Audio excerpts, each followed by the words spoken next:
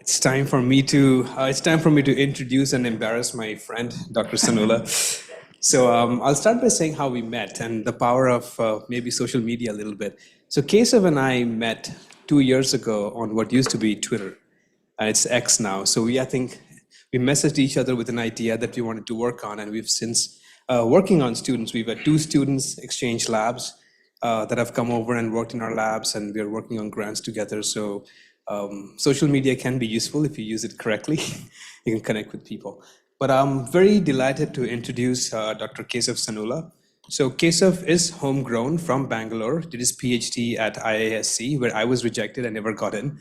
And after finishing his PhD, Kesav went on to St. Jude's in Memphis, where he did a very successful postdoc studying cell death and inflammasome. And then he's come back and he's now an assistant professor at IISc. And you're going to tell us a lot about virus-host interactions. Yeah, thanks. Thanks. Thanks, Arinjay, for the nice introduction. And I'd like to thank Uma, Farah, and Ansil for inviting me. It's good to visit this campus and talk about my work. So maybe I'll come directly into the topic. Arinjay has given good introduction about host immunity, especially for pathogens and how any complex system can elicit immune responses. I think most of my slides will be a little bit similar, but in a different way. So I'll try to come to that point. What I would like to tell you before I start is that don't worry about remembering any molecules, because the moment you touch viruses or immunology, there are too many molecules, then you get distracted about it. Don't worry about it. We try to understand how complex systems work. So once I try to explain about host immunity and antiviral mechanisms, I'll spend few minutes at the end, about 10 minutes, what we do at IISc and why we are interested in emerging infections, why we are interested in reservoir hosts like bats or birds, and what do we with them, okay? Many of you know about like the emerging infectious diseases, studying their ecology and evolution came into picture. Are more people talking about it because of SARS-CoV-2 pandemics? I mean, it exists before also, but looking at the devastating consequences that it had, and many people now started putting more money into it, right? If you look at SARS-CoV-2, you know that the bats and pangolins have a bigger role in transmitting to humans, and that's why we got this thing. But it's not only SARS-CoV-2, but there are many coronavirus family viruses which are zoonotic. For example, MERS, you must be knowing that it comes from camels and other things. So what essentially would like to say is that it's important to understand different hosts, especially how they are responding to your pathogens, because that will teach us why some hosts are responding better to the viruses. For example, same zoonotic viruses are able to withstand in bats, but when they jump to humans, they're causing the disease. So it's important to understand the fundamental differences between hosts so that you can try to use that information to maybe for treating or some other purposes. I think Arinjay showed enough, but I'll try to flash this. This typical Nipah virus outbreaks in India that happens, you might have seen, these are all newspaper pictures, you might have, what you see in Hindu or somewhere. They try to contain that area where the bats are around and things like that. And he showed, I think virus is the Indian version of Contagious movie. That it's basically a Malayali movie, but it's there in multiple languages, in Netflix or somewhere. It's quite well made movie, if you can. Now, like one important question for me, like me as a virologist or immunologist, whatever you can call, what makes us more interested is that these viruses always originate from the reservoir host. In this case, I only showed bats and birds. There are multiple of them, right? But they're happy there, and people call them immune tolerance or viral tolerance. They do have actively replicating virus in them, but they don't show much of a high-end clinical symptoms. But the moment they jump to humans, they cause immunopathology. So we'll try to see how that happens. I just want to give an example. For example, if you have heard avian influenza or bird flu, very common name, they come from aquatic birds and they live with them happily. They don't show much of immune responses or something. But the moment they go to intermediate hosts, especially to the other dead-end hosts like humans or even poultry, they show severe inflammation and damage, tissue damage. That's the one which is causing disease. Okay? So if once virus enters into the body, okay, what happens? It's a race between, or it's a fight between virus and host response. Virus want to replicate and happily live inside your body, but host at the same time it want to throw away or kill the virus. It's always evolutionary race between both of them. So each time it shapes their responses at molecular level. Okay, that's why the moment you study about viruses or immune system, there is a component of evolution too, and many of the evolution components have been originated from studying the viruses and everything. Okay. If you look at the same concept of virus and host arm race at molecular level, I mean, I'll try to simplify. You can stop me if you don't understand. So what happens once virus enters into your cells? Like let's say they replicate inside the cell, right? So your cell intracellular machinery, they try to defend them. You call them as host factors, okay? Like you can see this blue entity. So they try to antagonize viruses, in this case, the green part. But over the course of time, what happens is that viruses have small genomes and they rapidly evolve. Their evolutionary rate is much higher than the complex systems. So they rapidly evolve and try to escape from your host machinery so that they can replicate and they don't get recognized by them, so that they become insensitive for your system, right? But again, with the time, your host also evolve against it, so that it can start recognizing the modified viral host defense viral mechanisms. Right?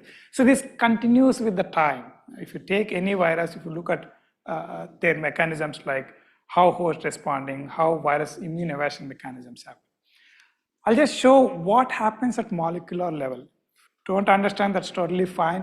In general, these host factors, when they don't have a pressure from a pathogen, they do show certain mutations in them. Or even in this case, viral proteins, they randomly have mutations, but they generally don't get carried away to the next generation or whatever.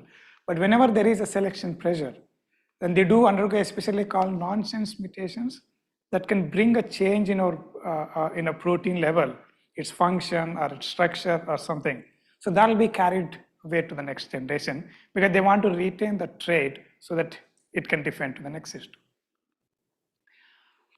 And let's look at how once viruses enters into their host, they behave differently. Different viruses have different way of replicating or sustaining in host system. For example, in acute case of infection, so here the blue line is viral replication, and the red part is like symptoms, you call it pathological symptoms or whatever. So in acute cases, the virus infects, you suddenly see a jump in the replication, and then they'll be curtailed by host responses. And then that's where you start seeing them. But in the case of persistent infections, you get the infection and replicate in you, but they don't cause any problem to you at initial stages. But as the time moves on, you start seeing that at the end of certain point, they start showing heavy pathological consequences. And both like persistent infection and persistent latent infections are similar. But in case of latent infection, you see a periodic changes in the virus replication, as well as the symptoms that you see in a host response. But there are certain things like, many of you might be knowing HIV, which is very common, a subject that many people must be knowing. It's a persistent infection which stays latent or low at very long time. For example, once it infects, the viral titers goes up for some time, and then you do see symptoms initially, but it establishes the latent infection where it stays in your genome for a long time. Then suddenly it erupts, and then you start seeing the disease, then your entire immune system get collapsed, and then even you see the death of patient. Why do I want to show this slide? Okay.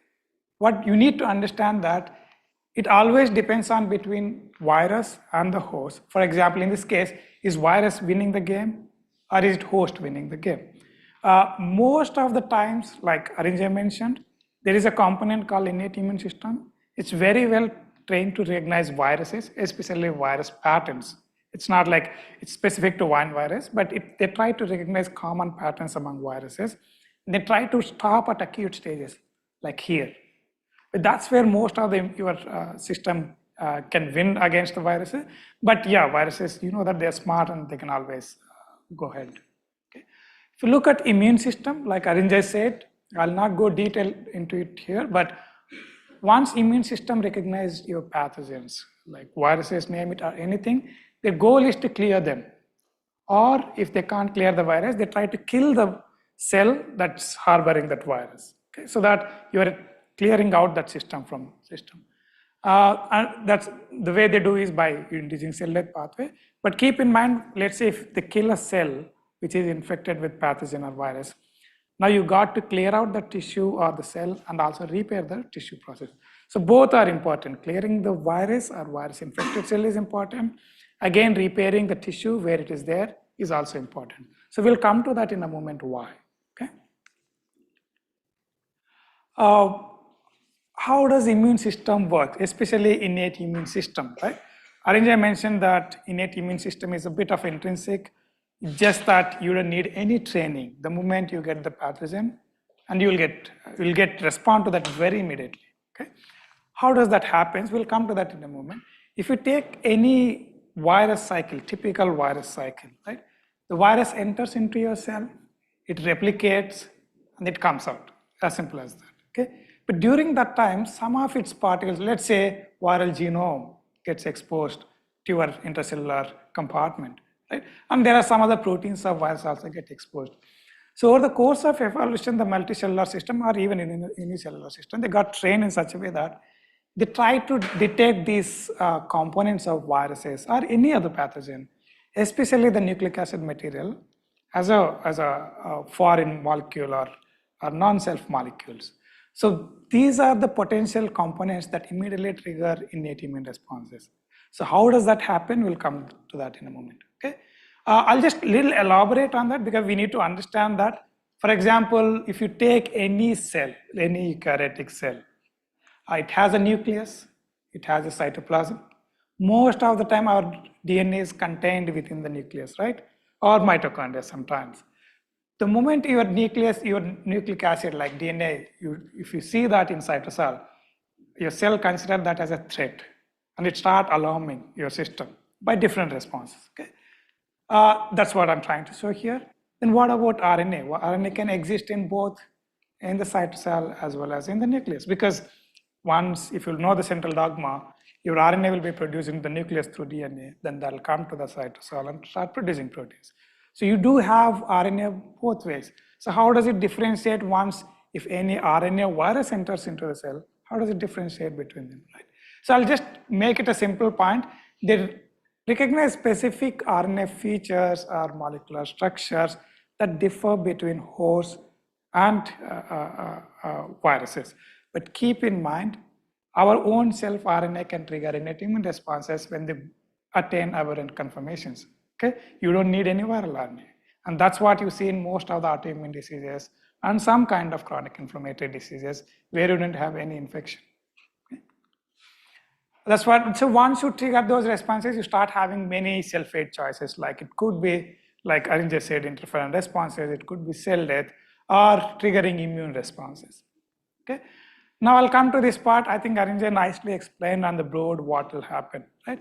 Look, let's say if you look at viral RNA or RNA viruses like coronaviruses or influenza viruses, even Nipah viruses, those are all, they have genetic material as RNA. Right? And in the cell, you have a specific machinery that can recognize RNAs, and you have specific machinery that can recognize DNAs also. Okay? For example, in this case, you can see, Arinjay mentioned here that you have proteins called RIGI and MDFI. Those are classical RNA sensors. The name itself says they sense RNA. And then once they sense, they immediately activate a response called IRF3 response, where you start having interferons. That's what he has mentioned it here nicely. Right? Same goes with DNA sensing. Just the DNA sensors differ, but eventually they all integrate at the level of interferons or NF-kappa B signaling, and they start producing type 1 interferon and everything. What happens once interferon is produced, right? This is what happens. So once either DNA or RNA gets sensed by sensors, they activate interferons. Now they'll be released into outside the cells, are called extracellular space, where they can act on neighboring cells, or they can even enter into the circulation, go all over your body, and start acting on them. How do they act? So most of our cells have a receptor called interferon receptor.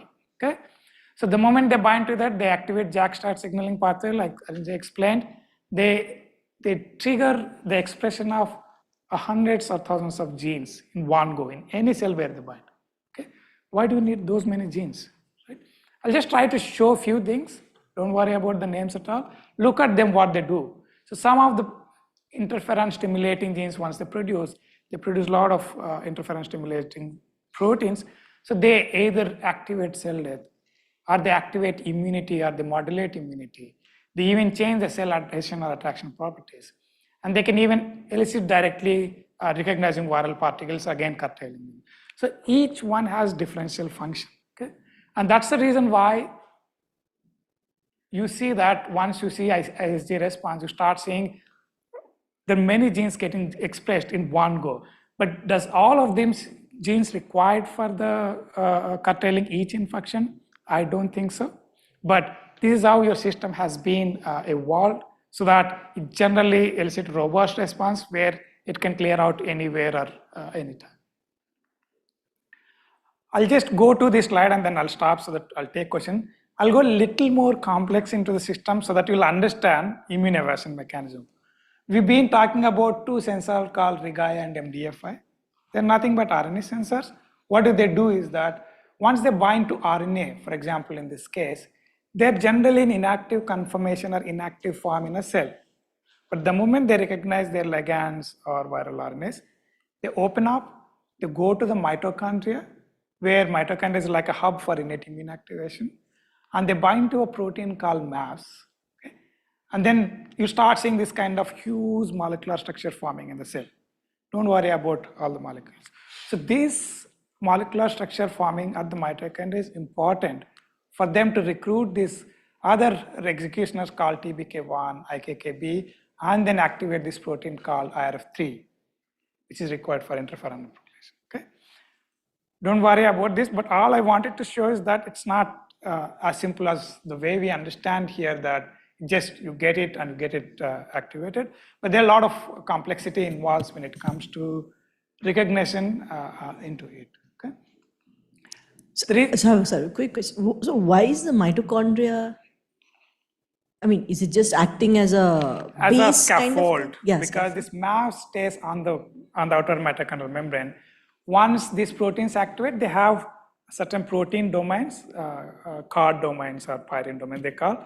They favor them to come together and they start forming these complexes. It's called protein-protein interaction complexes. But why not something else like Golgi or something? Okay, I mean, I don't know, but what's the link here is that the MAVS protein is there on that. But there are few contexts. Even the peroxisomes are known to be hubs for these kind of things, but in very, very less conditions. Then the reason I wanted to show you that complex, yeah, go ahead.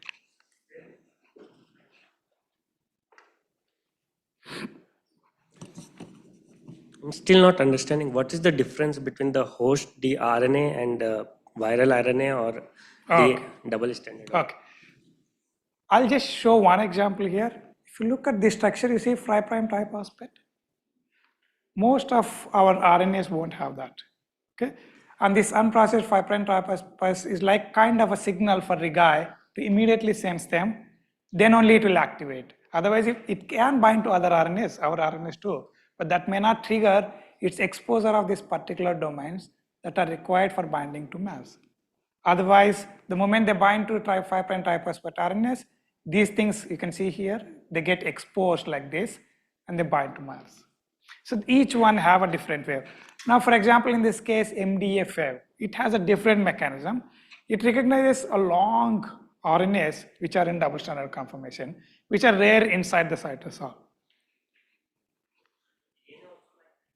Yes, DNA, I think I don't have, let me show here. Here at the DNA, they try to recognize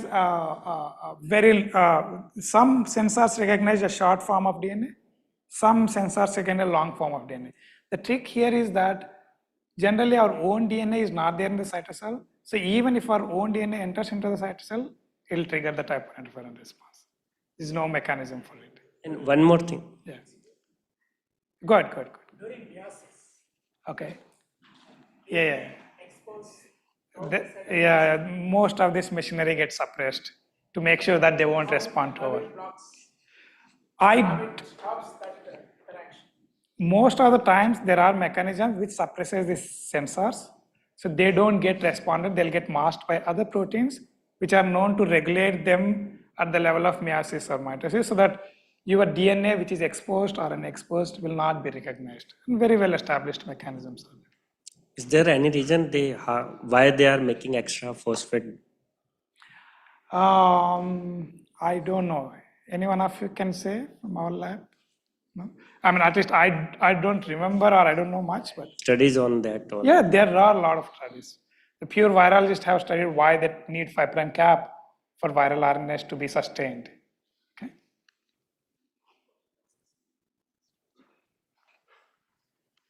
Yeah, go on. How much time does it take that sensing to happen? Like, is it nanoseconds or No, I immediately? would say in seconds to minutes. For Seconds. example, the trick here is having enough of your RNA that can be able to trigger your regai. Once that is there, it's matter of minutes. I think like Arinjay was mentioning, it'll happen within minutes. Very fast response. Even like, let's say, I'll tell a classical example. Let's say you take a flu, influenza, you put it on cells. The most of the time goes into virus entry and then start replicating. But the moment they have RNA, you start seeing interferon response. So you do see minimum by 3 hours of infection, you start seeing interferon levels coming up. Okay. So keep in mind that, like I mentioned at early slides, and even Arinjay expanded a lot about it here, is that most of these viruses, since type 1 interferon is the primary mechanism that they get defended. So many viruses have evolved in such a way that they can stop interferon response at multiple levels, not only one. Here I'm showing only SARS-CoV-2, but you take any virus, most of them have got some mechanism to stop interferon responses. For example, in this case, you can see that whatever you see in magenta or pink, whatever you call it, these are all viral proteins, SARS-CoV-2 proteins. They act at different levels. Some of them act at the level of sensor. Some of them act at the level of signaling complex formation. Some of them work at the level of signaling activation at IRF3. Some of them can even act at the level of once interferon produced, and then they're going to stop the further transcription factor activation like STAT1. Okay? So many proteins are there. Yeah. Good. No problem. Yes. So many proteins are there. When a virus enters, so he needs to make so many proteins. For that, he also exposed their RNA and all this thing. Correct. So it will take time to make so many proteins to inhibit the host immune system. Yeah. So you mean, but these, okay, let me come back to that slide. So you mean these things, right? But you already have basal. viral proteins, which Okay. inhibit the host immune system. Okay. Evading the host immune system. Correct. To making those proteins, should virus brought it with him, or because No, many of these proteins, they are making inside host only. Yeah. those are called accessory proteins or non-structural proteins. So Because virus try to have only the proteins which are really required to maintain the virus. The entire information there in the genome. Only once they infect this, especially for example, you can see that this NSP3 protein or ORF7 protein, these are all produced once they infect the cells. And then once they produce, then start. For example, if you take this NSP6 or 13, I know that they are restricting host, but they also have a role in virus replication process. Okay, so they have to take multiple functions in one go. my question is like, it will take time to make all this thing. Yes. Meanwhile, host can eliminate the virus. Yeah, like I said, you need a certain threshold for virus to recognize RNAs. For example, if you take a cell initially, once you infect, you do have the expression of regai and MDA5, but not to the level of once your interferon triggers. Once your interferon activated, they again produce more regai and MDA5. It's a feed-forward loop. You got it right.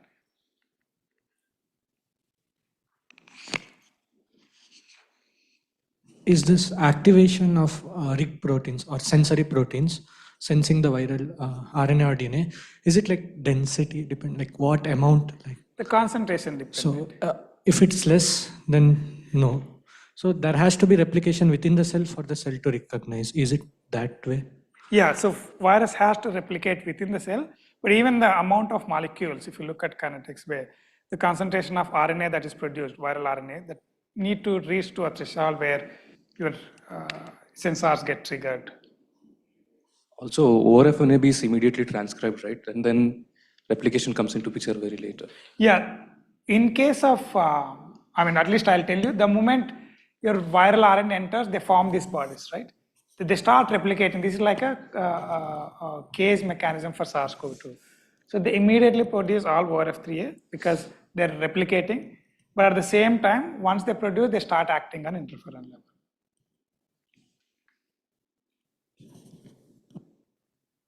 Okay, I'll move forward. I think, yeah, go ahead. Have you come across any subgenomic replicons to interfere with host proteins? Yeah, there are studies like that. That definitely, for example, many of the RNA viruses, they're known to produce subgenomic RNAs. There is a specific term I'm not getting. Uninterrupted genome RNA, something like that. Okay, so they're very short segments of genomes, and it's been very well established that they are the strong triggers of innate immune response than your full genomes. Okay, but in case of viruses, they do act like decoys as well, so that they don't attack your virus. I was just going to add that, as Keshav pointed out, RIG-I and MDF5, the cytosolic sensors, they also are sensitive to different lengths of foreign RNA. So RIG-I can detect shorter strands of RNA, and MDF5 can detect longer strands of RNA. So to your question, the sensors have evolved the ability to detect different sizes of RNA as well. Yeah.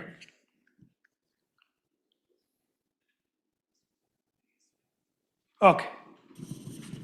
So there is a viral protein that is inhibiting, that is blocking the IFN signaling, right?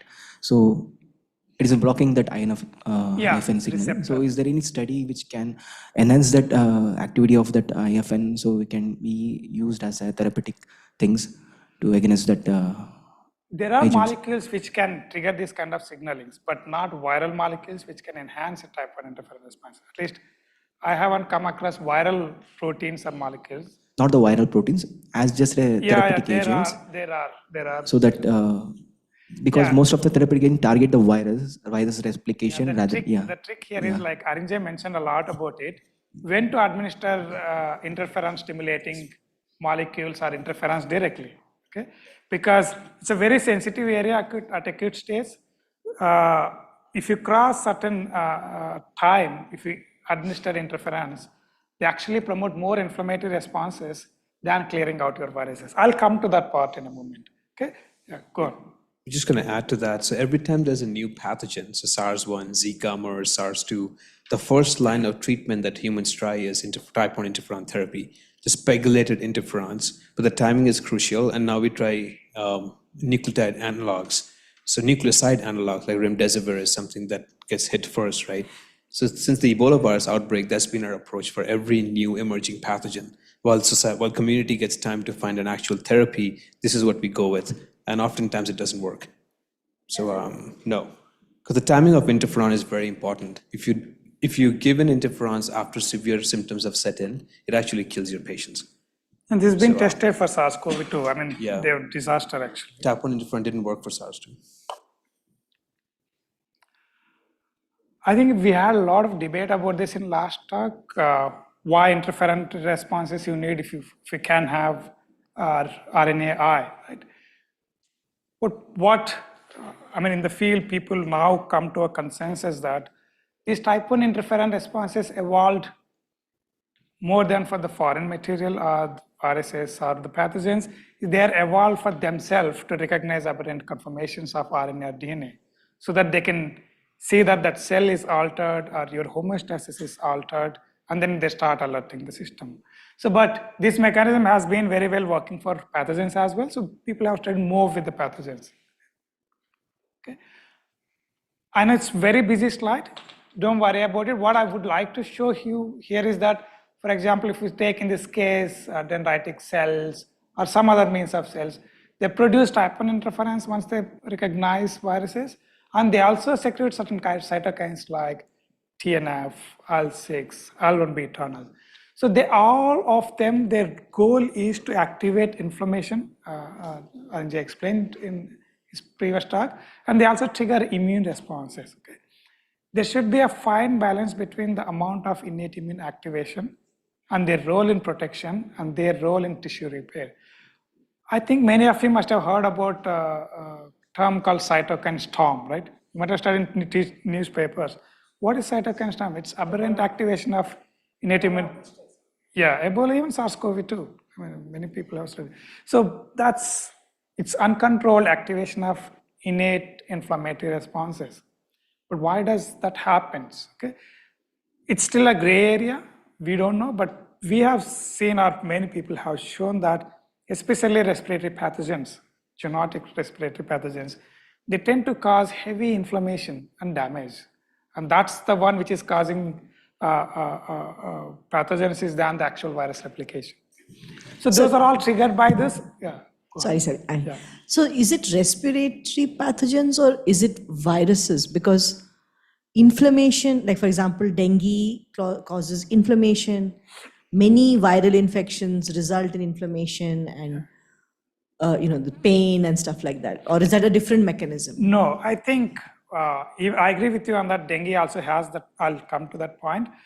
But these mechanisms and their impact on pathogenicity, morbidity, mortality, very well established for respiratory viral pathogens, especially influenza and coronaviruses. They're very well established because there's a whole mechanism that your innate immune system gets screwed up, and then you start seeing these things. So what I essentially want to show you here is that there should be a fine balance between your antiviral and inflammatory mechanisms, and then having more of tissue damage or viral persistent responses. I'll just give you one such examples, one or two such examples. Many of you might know Spanish flu or 1918 flu because that was the first known pandemic by influenza virus in 1918 where it killed millions of people. After 1918 flu, we talk more about SARS-CoV-2. I mean, in between there are multiple things. So this caused devastating problems that time, and there were lots of casualties, lost in millions all over the world, and they could not control it at a point of time. And people were wondering what's different between this virus and all existing influenza viruses now on, right? There's smart people who could recover viral RNA from the old pathological or histology samples from 1918 cases. They got those clinical stored samples. They figured out their RNAs, they reconstructed the whole genome, and they started working on that virus. Okay? So what they have seen is that if you take regular influenza viruses or seasonal influenza, or if you take 1918, they see a huge expression of inflammatory molecules by day one. The red color indicates the expression of all inflammatory genes. And it is not going down. You see day 1, day 3, day 5. In generally, these molecules, once there is an acute infection, your interferons or inflammatory genes go up, then they'll go down. But in this case, there's no reduction of much, and that is actually causing heavy pathology, especially tissue damage, and that was causing the disease. For example, I'll come to the point in a moment. You must have heard in many cases that, they got COVID, they were happy, but suddenly next day they completely collapsed and they're in ICU. Why within one day, right? Now people have come to a molecular level understanding that if you look at your respiratory anatomy, the respiratory epithelial cells where the gas exchange happens, if there is about 9 to 10% damage, is sufficient to completely collapse you. So that's what's happening here, even in the case of highly pathogenic influenza, or in the case of COVID or SARS-CoV-2, there is a damage of up to 9 to 10% that's sufficient for you to lose your respiratory function. and immediately your air sacs are filled with lots of inflammatory fluid. Okay. Any questions so far? Yeah. Yeah. So the example you're showing is for the mouse study, right? This is macaque study, I think. Yeah, go on. Anyway, the question I have is very naive, is that if we were to inject this 1918 influenza virus to current human population, will this have the same severity? May or may not, because many of us have been vaccinated by these things. They do have certain cross-reactivity. But what they have done is they have compared, if you look at absolute immune responses or absolute protection, if you compare 1918 with all other known pandemic influenza strains, somehow 1918 stands highly pathogenic. But I agree with you that if you give 1918 now, do you see the same effect like we have seen in 1918? I don't think so, because we have been vaccinated well enough, especially Western countries, for influenza, because they take every year seasonal dose of influenza. They might have a protection against it. But the problem is, keep in mind, nowadays most of us live with comorbidities, which we don't know, that only pan out when you have an infection, certain kind of chronic pathological conditions in your body. Okay. Let me come back to, again, innate immune sensing a bit. You might have heard about this mRNA vaccine, Pfizer vaccine, super famous, and you got a Nobel Prize also, where they take RNA which can encode for one of the surface protein of any viral protein. In this case, SARS-CoV-2 spike protein RNA. They encapsulate in a lipid molecule and they deliver to you, so that they go and bind to cells and they deliver this RNA, and then it starts producing the protein, and that protein will elicit immune response. As simple as that, right? But it's not as simple as that. Okay? It took many years to come to this point. Why? The moment they inject RNA into cells, right, they're immediately eliciting innate immune response because they get sensed by RNA sensors, and you see heavy inflammation. And then instead of they are protecting you, they're causing more damage. I think that's why their funding got blunted initially, that no, don't waste your time, do something else. But they persisted. Then they come up with a concept called pseudoiridine. So there's nothing but they modified RNA in such a way that now your innate immune system will not recognize them. Okay? Then they tested it heavily, and now they see that when they load modified RNA into these lipid particles, and once they deliver it, then they tend to produce these viral proteins which will be displayed on your cells. Then your entire trained immunity in B cell responses or T cell responses gets activated. Okay. What I would like to show is that if you look deeper into the problem, what is happening, then you'll always try to find a solution. And more than that, it took years to come to a conclusion that you can simply say anything about it. Any questions so far? I'll shift a little bit to a different topics now, more than interferon response. I know if you look at innate immune studies or papers or books, wherever you see that, it's filled with a lot of innate immune sensing and interferon responses. But there are other things which people have less studied, but now it's coming into limelight now, how they're responding to the viruses or pathogens. One such response is cell death. I know many of you know what is cell death means, and you might have heard about apoptosis, which is a very well-known mechanism for your development, that some of the cells will undergo programmed cell death so that you get to have your limbs or toes or whatever, right?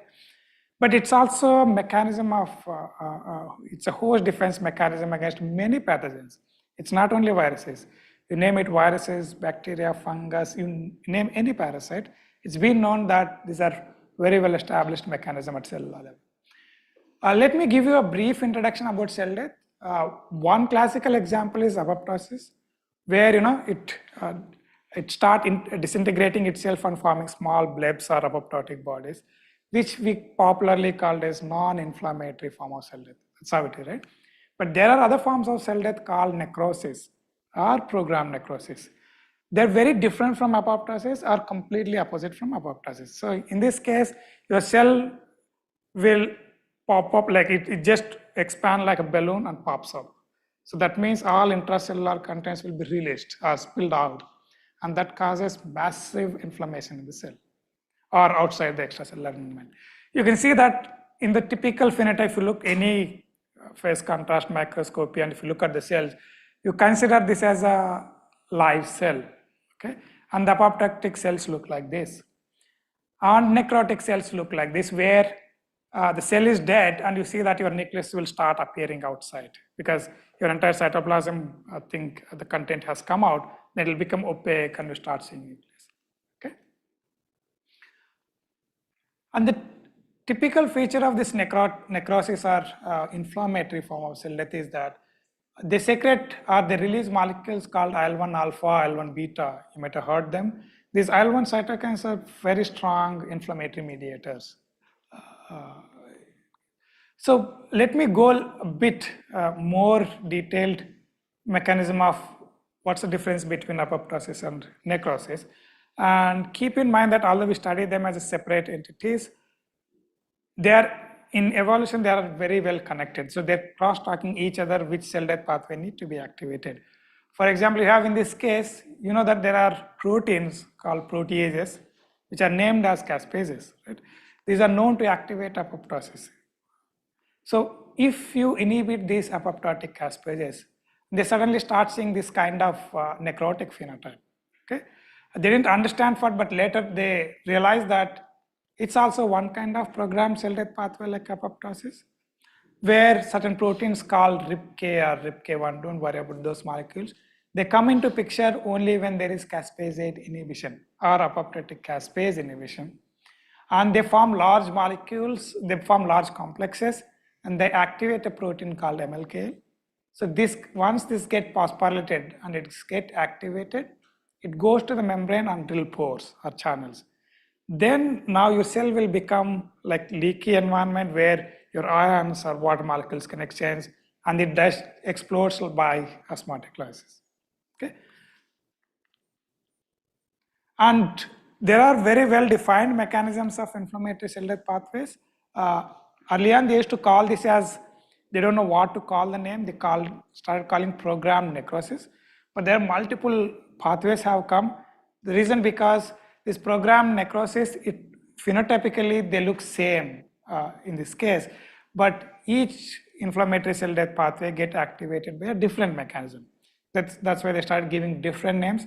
If you have heard about necroptosis or pyroptosis or ferroptosis, and there are multiple names given, but essentially all of them look like this. If you look at a microscope, you cannot differentiate by looking at a microscope. Only you have to look at molecular level to differentiate them. Okay. There's one pathway, such pathway is called pyroptosis. It gets again activated by caspases. They're popularly known as inflammatory caspases because this is activating inflammatory form of cell death. Okay.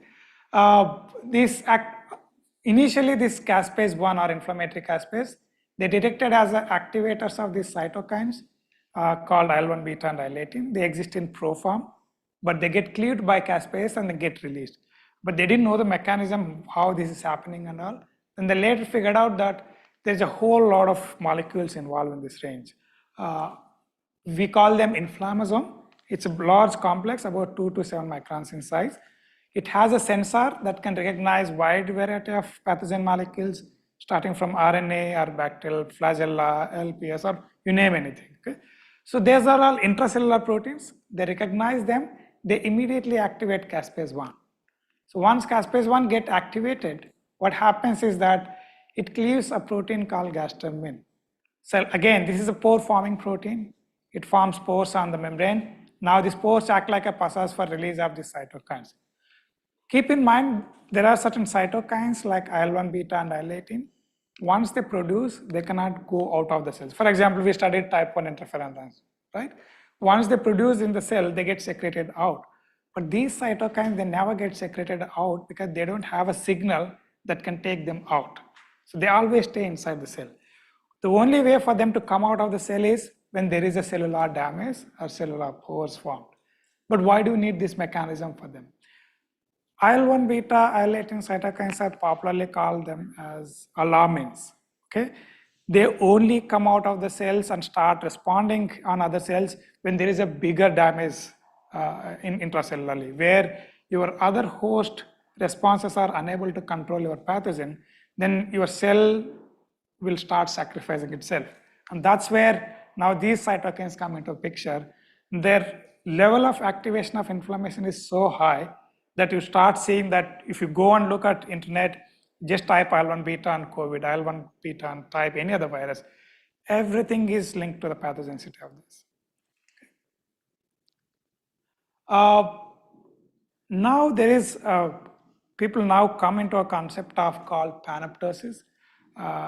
Don't get confused by the terminology. This panoptosis is nothing but they try to combine multiple forms of cell death into one name. The reason is, early on, people thought that each pathway is different and they don't crosstalk to each other. They're completely independent pathways, but it's not like that. It's been known that there are certain sensors like RNA sensors or DNA sensors or even some other intracellular or nuclear proteins. They tend to activate all different types of pathways in one go. Okay? And that's why now people have said that although we study them as different pathways, essentially they are regulated by similar or same complexes, and then they decide what kind of pathway need to be get activated. But the trick here is that your cell death is supposed to be host defense mechanism, because it's supposed to kill the virus infected cells so that you can clear out those cells by tissue repair mechanisms. But the problem is, it's been seen that especially in viral infection, there is uncontrolled cell death. And that's the reason why you start seeing a lot of cells getting died. For example, in the case of COVID, your respiratory epithelial keep on dying. There's no repair process happening. And that is actually leading to the immunopathology in those conditions. And naturally, like many viruses evolved to stop type 1 interferon responses, there are certain DNA viruses, they are known to stop cell death responses. Okay? They evolved in such a way that they mimic some of the protein motifs of certain innate immune molecules. They tend to mimic them and block their complex formation so that the cell death will not get activated. For example, in this case, you can see that vaccinia virus or varicella zoster virus or cytomegalovirus, they directly mimic host cell death domains, and they bind to them, they prevent their complex formation, which is required for downstream activations. Okay? And I mean, I'll not go deep into this, but there are mechanisms which are elicited by viruses which can directly act at pyroptosis and even cell death as well. Okay. Any questions so far? Because now I'll shift completely to adaptive immunity.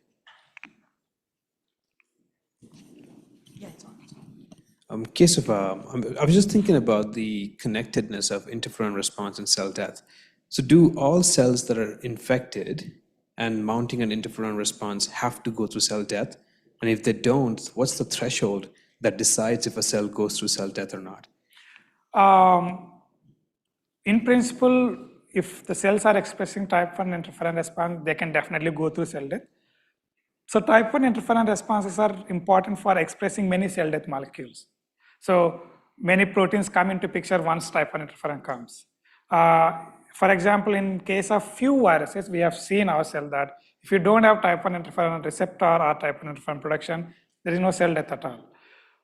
But only putting type 1 interferon responses, it doesn't induce cell death. So if they need type 1 interferon response, but they need certain triggers called activators or PAMs or pathogen-associated molecular patterns like RNAs. They need to be there for them to activate cell death. So it's a two-component mechanism, like they need a kind of upregulation and as well as activation. That's okay, but why did we have to evolve this? So maybe a cell that's infected and dying, it's secreting the PAMPs out, right? So there's viruses that are being released. So if that happens, then interferon production alone is not sufficient, perhaps, and the cell has to go through cell death. The neighboring cells have to go through cell death. I'm just curious about why did we evolve this whole process of killing the cell if interferon is efficient? Correct. I agree with you already that interferon is sufficient at initial stages. What I think is that cell death only comes into picture when your virus replication inside a cell is not contained enough. They're not controlling. So that means whatever the intracellular mechanisms that they're trying to restrict, even the interferon upregulated genes, they're unable to control virus replication. So the only way is now induce the cell death. Okay? Yeah.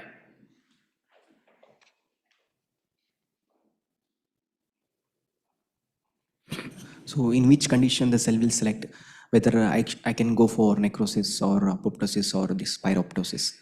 Yeah, it's a good question, but I don't have an answer. We are also working, and many people are working. See how this complex will make sure that only this pathway need to activate or this pathway need to activate. It's still very unknown field which we don't understand how it's happening. But you are correct that even though this complex get activated, which is capable of activating multiple pathways, eventually only one cell death phenotype comes out. How? I mean, at least we don't know yet.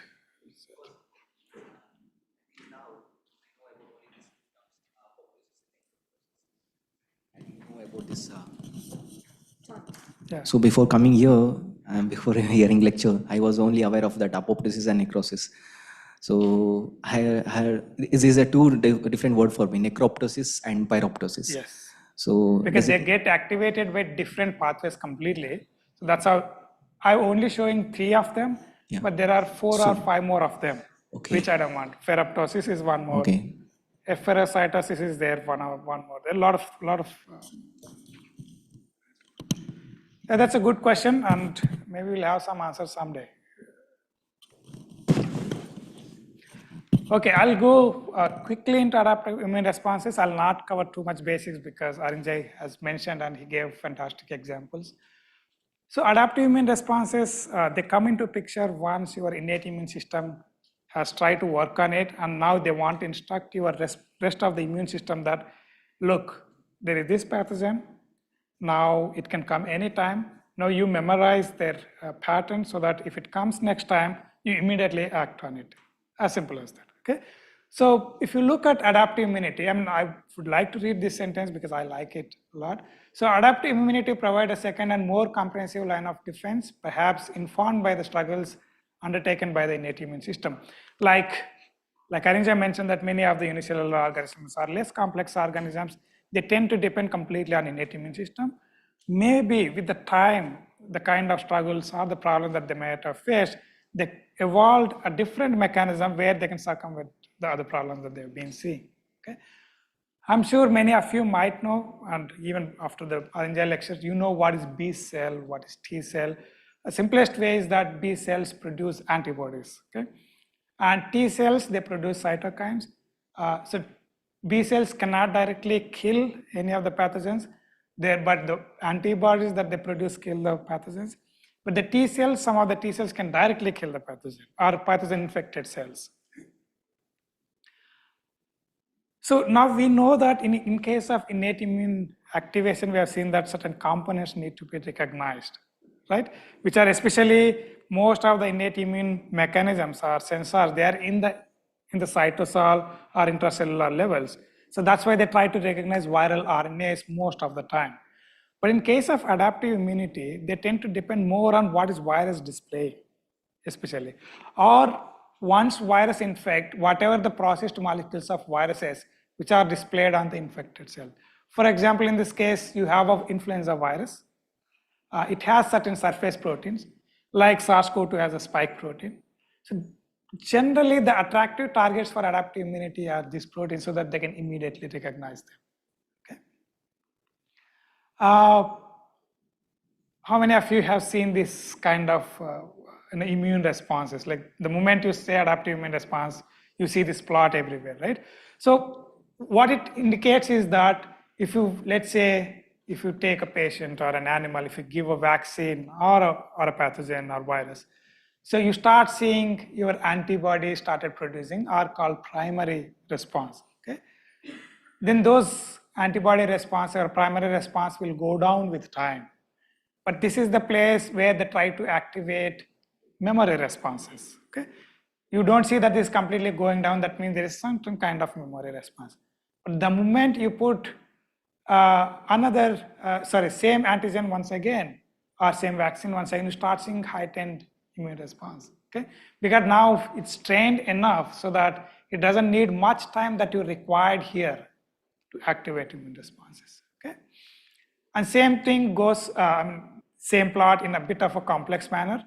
And again, if you look at antibodies, there are again multiple flavors of antibodies exist. Some antibodies types produce at initial stages. Some antibodies will start producing at different stages. And different antibodies have a different function.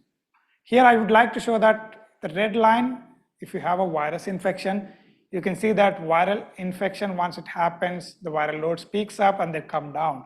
Then your adaptive immune responses peaks up when the viral replication and everything starts coming down. So here entire thing is happening by innate immune system.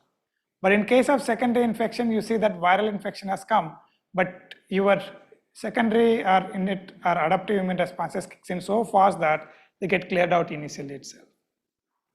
Okay. Let me take through this one, because for me, entire vaccine responses that you can understand in one slide here. Have you heard about neutralizing antibodies? Okay. Neutralizing antibodies are nothing but antibodies which once they get elicited or produced, they can neutralize the pathogen that they are formed against for. Okay? And that's a common term that you hear a lot when you are studying about vaccine efficacy or vaccine potency and all those things. For example, you can see that certain vaccines you have to give multiple doses, or certain vaccines you can just give one dose that can stay for years. Right? Most of them are directly related to your broadly neutralizing antibody response. What happens when, how does this broadly neutralizing antibody response or antibody response happens? Okay? Our adaptive immune system has a type of cell called B cells, and T cells. These are lymphocytes basically. Your system keeps on producing those cells. So when they are producing, they produce antibodies. Each cell will have an antibody on their surface with a different specificity for different antigen or different molecule recognition. We'll come to that in a point. And now you have a pool of B cells all the time in your body. The moment they start seeing a foreign antigen or virus in this case, that particular B cell which is recognizing this particular virus, now this will get selected. And then it will rapidly amplify. And it will start producing like millions of cells of same particular antibody. And they start, once they get triggered, they start producing now these antibodies which can enter into circulation and go all over. And some of the cells will become memory cells. Okay, you understood the concept? What happens to other cells? The other cells simply will die because they didn't find any antigen. So most of the cells, once they produce, within 1 to 3 days, they die. Okay? But how does our immune system is producing these antibodies that can recognize the virus, which we have never seen in the system? Right? That's the main question, right? So to avoid that problem, like for example, to recognize any particle, any pathogen, any kind of microbe that enters into your body, our complex mammals evolved these B cell responses in such a way that they have a recombination mechanism at gene level. I'll come to that in a moment. So they try to produce each B cell with one particular antibody, which have a different set of recombined genes. So that means the protein also will differ at that particular place. So each one, let's say you start producing 1 million number of cells. I'm sure the probability of in one of the million number of cells binding to one particular antigen will be higher. So that particular cell will be selected. But again, keep in mind that this may not have a strong affinity to that. But once the moment it even binds a little weaker to that, this will undergo a step called affinity maturation. That means now this cell is selected and start rearranging itself or modifying itself, that it increases its affinity to that. Okay? And that's what happens in the secondary response. And that's what you start seeing the memory cells and everything. We'll come to the molecular details now. How does this happen? Okay? You know, many of you know antibodies, like it looks like a Y-shaped structure and whatever. Okay? It has two parts. One is called antigen binding part, one called FC region, which binds to the cells. Okay? or the effector region. So antigen binding spot means these are the regions which are required for recognizing any kind of foreign particle in this case. Like I said, how do they get diversity? Like I said, you produce a million number of cells with each one having a different specificity, right? If you look at the architecture of antibody coding genes, okay, it's not the single gene which is coding. It is coded by multiple genes. In this case, you can see that the genes called V genes, called variable genes, D genes, J genes, and constant region genes. So this part that you can see, which is constant region, which is not required for antigen region, is coded by the constant region. But the small part that you are seeing here, which is required for antigen binding, is actually a combination of 3 different genes. So how do we get million cells with million different specificities? That entirely lies in this part, where, for example, you can say that, let's say you have 15 varieties of V gene, and you have 27 varieties of D gene, and you have about 55 varieties of J gene, right? Each one, for example, this one can combine with this, or this. Like, it can have all possible combinations of them, then it'll come into a million number of combinations. So once they bind,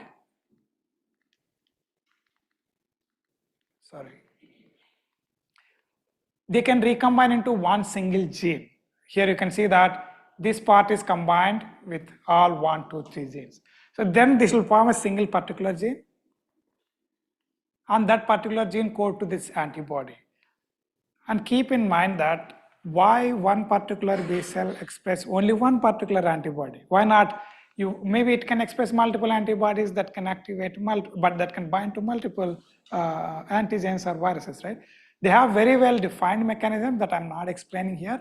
Once these 3 genes get recombined, they switch off entire recombination process. So one particular combination happens, then entire recombination is stopped, and then it only expresses that particularly recombined component.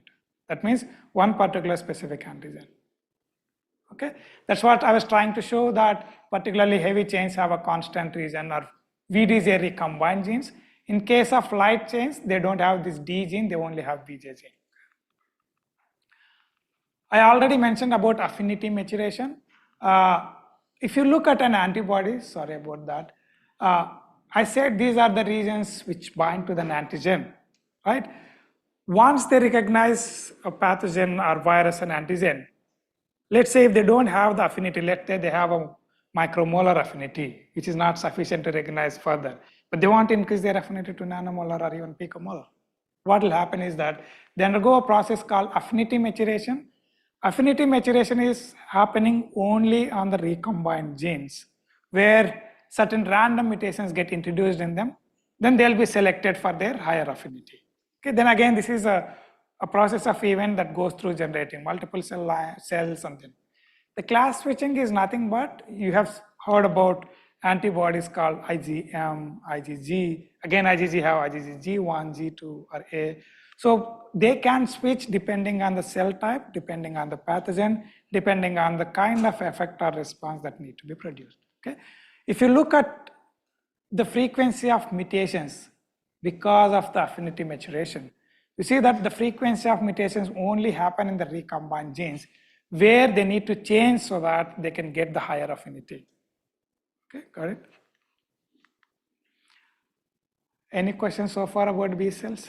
Yeah, go on.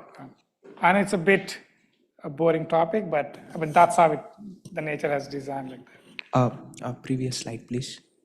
So you said that somatic hypermutation occurs when, with respect to it is an antigen-driven process, right? Yeah. If we look at in a vague way, if the somatic hypermutation is happening, it should occur in all the regions. But why specifically only in the VDJ region?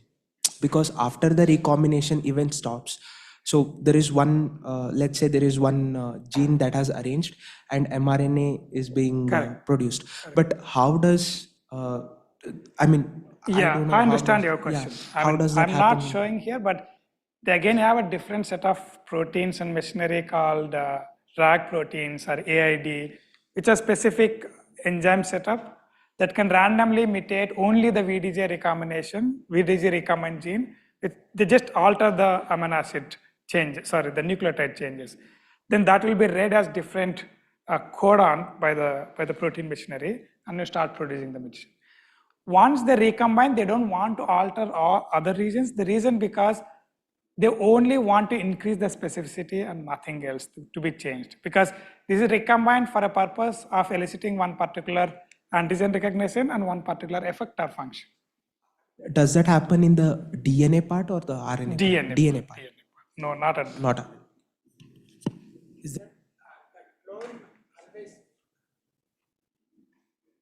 Is that affinity improvement, that is increasing affinity, is that always all the clones of that particular cell increases the affinity or random? It's random. It's random. Only the ones which have higher affinity will be selected. Yeah. Because it chose that particular mechanism because now they don't know which antigen can come, right? Any more questions? Is there any amino acid addition? There are certain, I mean, it's been known that this particular region, sometimes they do even get insertions.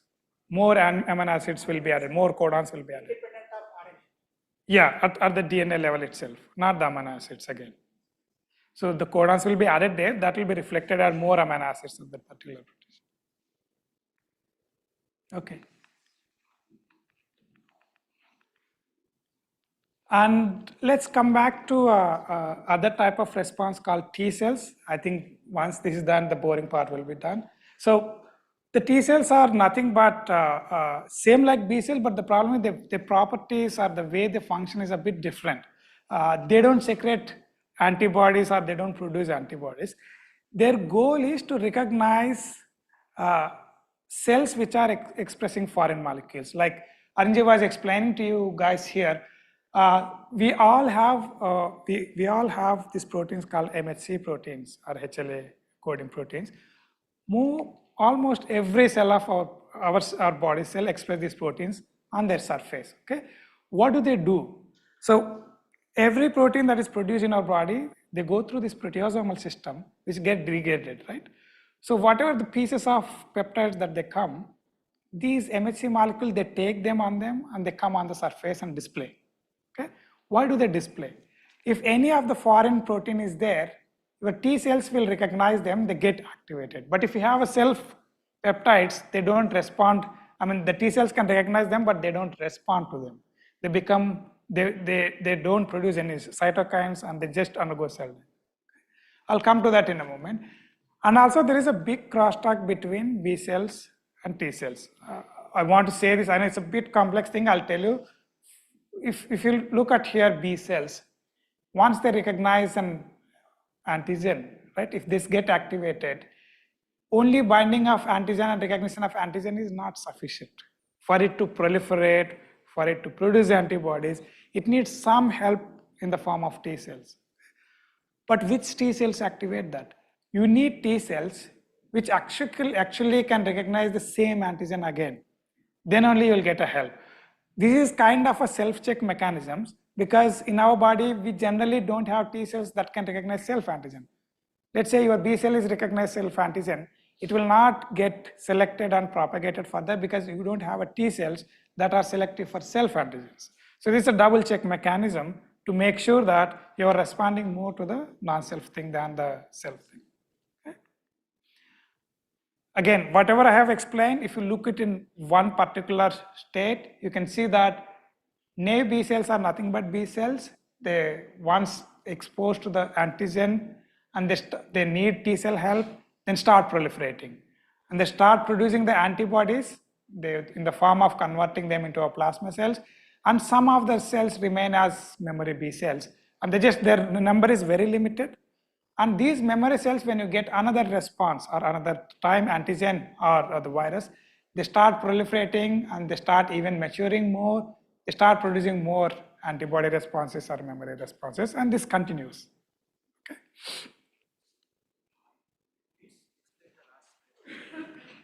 This one. Okay. So let's say you have a B cell, naive B cell, or you just have a B cell that is produced. Now it could find an antigen that can bind to the antibodies displayed on them. Now this cell get activated, but this activation is not sufficient for it to proliferate and form these plasma cells or memory T cells. They need other signals in order for them to even propagate or proliferate. That signal comes in the form of T cells.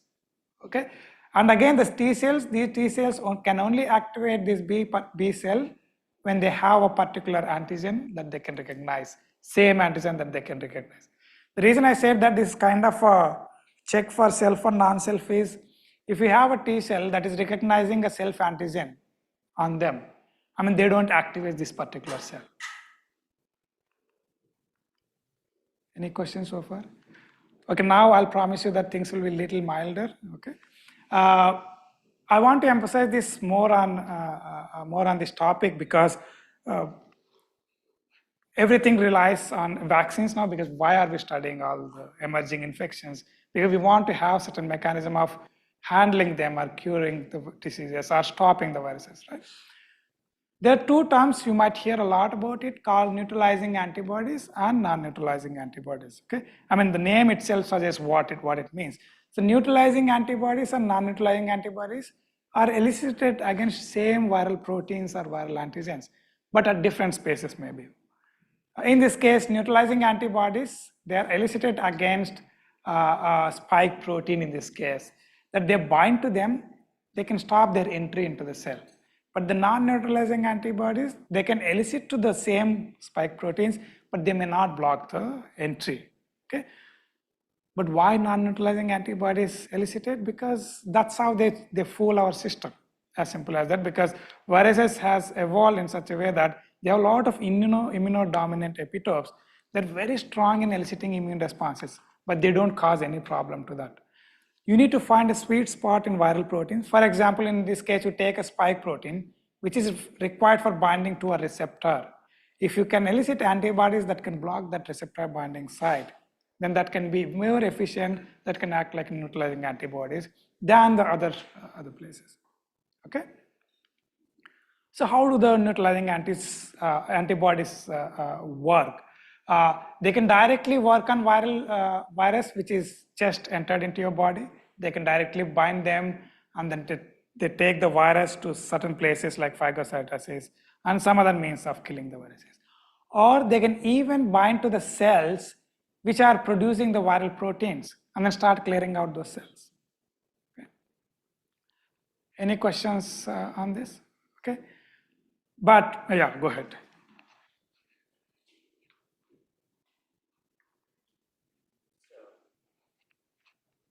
Conceptual question. When you were talking about neutralizing and non-neutralizing antibodies, I was sort of imagining this in my mind.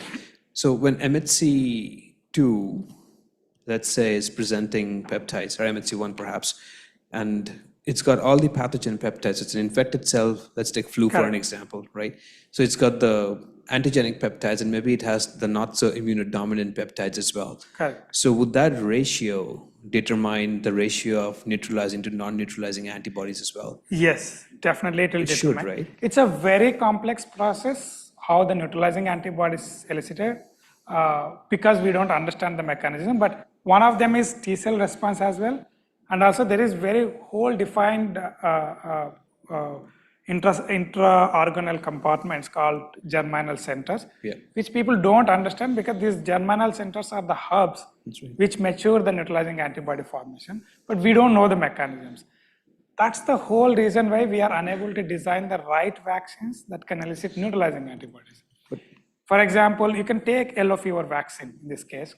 Just one dose of yellow fever vaccine is sufficient to elicit 40 to 50 years of response, and that's completely mediated by neutralizing antibodies. They elicit memory cells which can produce particular neutralizing antibodies that can stay for longer, and their breadth is also very high. But they're unable to recapitulate same thing with other pathogens. You take any pathogens, they don't have such kind of responses. In case of SARS-CoV-2, we know that many of us taken multiple booster doses, and we are even taking now. Why? Because they are eliciting suboptimal responses. Their memory response goes up, goes down very fast, and they don't respond after a certain point of time. Why? We don't know. But so Keshav, from a virus perspective, making non-neutralizing antibodies makes sense. It's a decoy. But from a host perspective, from our perspective, investing in the energy to make non-neutralizing antibodies seems wasteful. Correct. Right? So why have we not evolved to make less of the non-neutralizing antibodies as a species? I understand. Maybe we might evolve, but our evolution takes years or millions of years. That might. But one thing is that our B cell repertoire built in such a way that it's a bit of a dumb kind of thing. It produces every antibody, and they can recognize any foreign protein. It doesn't matter whether neutralizing or not. But it is important for virus so that they're decoying our system, so that more non-neutralizing antibodies will be produced than the neutralizing antibodies. If you look at principles of antigen recognition, is that it all goes back to the affinity. Right. How strong is your antigen to your particular antigen or T cell receptor? So these immunodominant epitopes have higher affinity, so that's why they dominate the response. A naive question. Yeah. So is it any antibody is neutralizing against certain viruses? Can it be non-neutralizing for anything else? Any other? Definitely. These neutralizing antibodies are very specific to one particular virus that you are injecting or vaccinating. Or there are very rare examples that there are neutralizing antibodies that can cross-neutralize other ones, but rare events. But there are also non-neutralizing antibodies against all viruses. Yes, yes. Something which is basically non-functional. Definitely. So, adding to his question, so while the phagocyte is in the antigen and presenting the MHC molecules present the peptides to the T cells, right? So, is there any criteria for selection of the peptide by that MHC molecules? Like, is it a random thing to produce, or it will select a specific peptides or a part of that pathogen and it will present to that T cell for it? So when they're selecting peptides to display on our cells for T cell activation, there are two types of MHC molecules which are on the moon. So their capacity of accommodating the peptide size varies. Some can accommodate 9 to 10 amino acid peptides. Some can accommodate 13 to 18 amino acid peptides. That's the only variation. But in principle, whatever the peptides that are loaded on MHC are even our own protein peptides as well. Only the T cells will respond to the foreign antigen peptides because they differ from our regular proteins. This one question. So Ansil was asking for different viruses, but for the same virus, in course of time, can a non-neutralizing antibody become a neutralizing antibody sometime later in the course? Yeah. I'll tell you, it's a cohort study of years in HIV. HIV, we don't have a vaccine to date. It's not the problem of we are producing antibodies, neutralizing antibodies. They have followed African patients where they first registered the people who never got infected, but through the course of time they got infected, then started monitoring their neutralizing antibody response as well as virus evolution. What is happening with this complex viral system is that the moment your system starts developing one neutralizing antibody, then virus is already producing a mutation in that particular antigen. So this is always one step ahead. And you produce another neutralizing antibody, this is one more step ahead. But what people have seen that, let's say in case of HIV, after certain years, you have a bunch of B cells that can produce neutralizing antibody that may not neutralize that particular infection in that particular patient. But if you take those neutralizing antibodies and administer to other acute infected patients, they are neutralizing them because they are very well trained antibodies with the time. Now, the goal of HIV vaccine is that now you know this neutralizing antibody. How can you produce those neutralizing antibodies through a vaccine? That became a bigger problem because they don't know how to elicit. It is happening because of the virus natural evolution in the body that you got broadly neutralizing antibodies.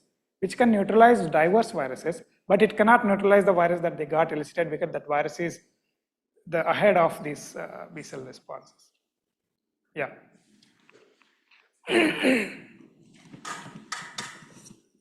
I know for the case of SARS-CoV-2 that there's been a lot of like reversions back and forth, on the RBD, things that were, eliciting immune responses in 2020 have evolved and then come back.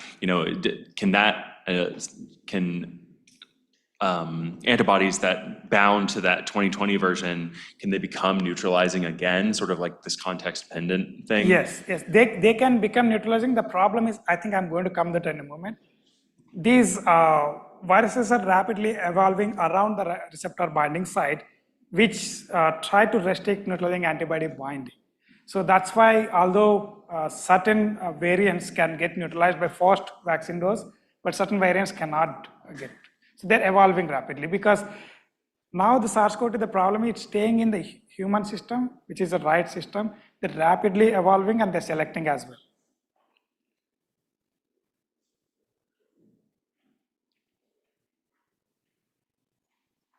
Okay. Okay. I have these two slides that I'm very fond of. I present it everywhere. It's a very complex thing. I'll explain that in a moment. If you take an antibody, or if you take, let's say, viral spike protein, right? It's nothing but a protein. You have, let's say, it has amino acids. Let's say it has, under 100 amino acids. So once now, he asked about RBD getting mutated or spike protein getting mutated because it want to evolve or it want to escape from your immune system, right? What if we can simulate all the possible mutations a virus can get experimentally in the lab? Then you can predict, right, if new mutation come, whether that can escape neutralizing antibodies or not. So there are methods called deep mutational scanning, site saturation mutational scanning, where people can replace each amino acid with all 19 other possible amino acids. For example, let's say you have 100 amino acid protein. Now you first mutate number 1 amino acid, let's say methionine, whatever. You replace it all 19 amino acid possible. Like that, you replace or mutate to all of them, then you'll get a library of viruses which are representing pool of all the possible mutations. Now you can start studying them, whether they get escape from the virus or not, so that you have informed instructions that, look, if this virus is going to get this mutation, you will definitely get this strain get escape from these vaccine responses. Then you can have a better vaccine developed prior to the variant evolution. Okay?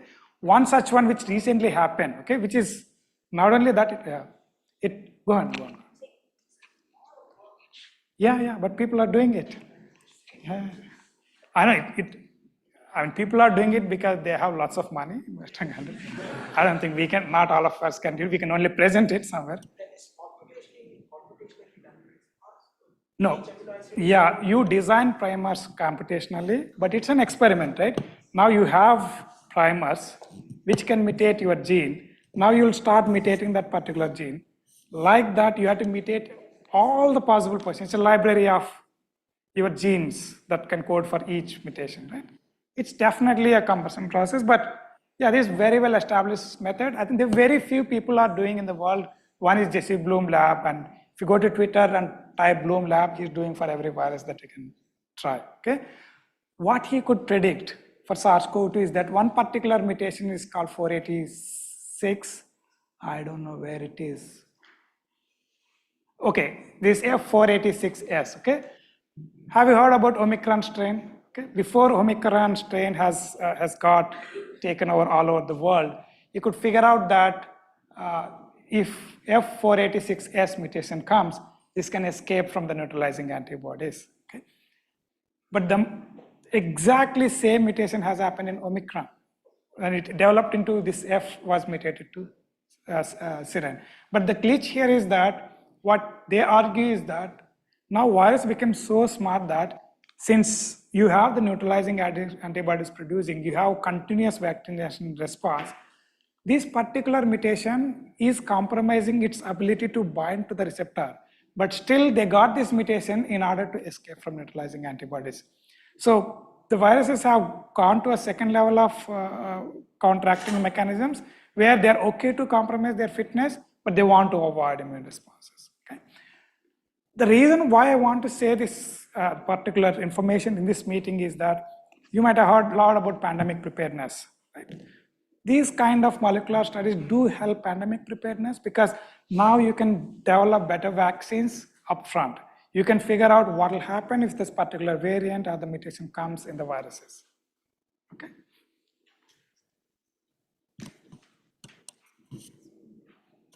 So in that same vein, suppose, for example, we have just even sequence data, right? I mean, just taking that, extending that from many, bad coronaviruses or other viruses from wildlife, we could actually do such an approach to understand, definitely, whether definitely. Now we they're don't have trying a vaccine, to see but that. I agree with you on that. In similar line, what you mentioned, now you have lots of bad coronaviruses. Now they're trying to come up with a prediction of which can be close relative of SARS-CoV-2 that can jump. Then they started already doing this kind of studies. Okay. More questions? Maybe I'll present this slide. It's a bit important that I think. You might have seen this age-related immune responses, right? SARS-CoV-2, we have seen that it may not affect the kids, but it affects more of older system, older people or elder people. There is a reason for it. I don't say that this is the major reason, but it's one of the reasons which you see a difference in the immune responses.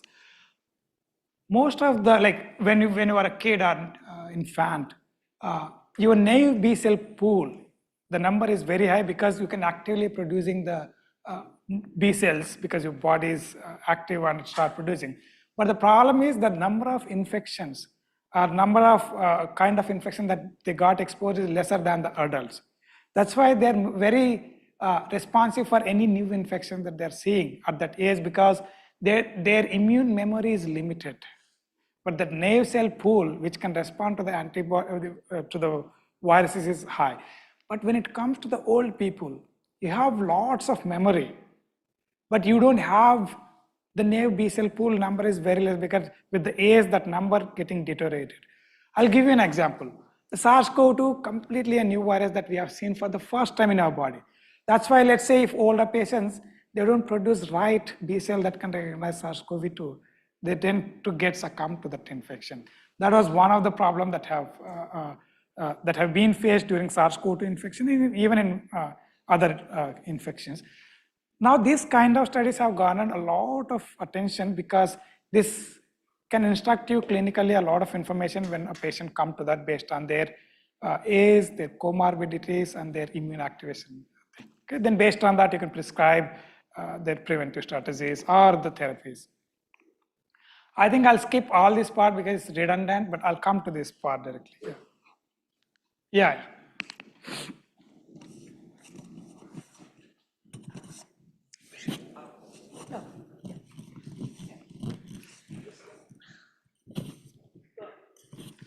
Yeah. Yeah, so this age-related, so in this case, if now you said coronavirus was a very novel virus, that's why adult had problems with it. But then if some outbreak happens, which is a little bit related to the some other infection that you have had in the past, then in that case, would age be as big a factor? No, if they have already previously exposed or vaccinated, but the problem comes in the comorbidities. Many of you might have heard about chronic low-grade inflammation, right? That's underlying factor for every metabolic disease that you take, starting from Parkinson all over to diabetes. So those things, even though your system can clear out the virus, since virus is aggravating that chronic inflammation, and they get the pathology. Yeah. No, that's what my question also. It was not just based on the age. It was also the response was also based on comorbidities among the infected population. Correct.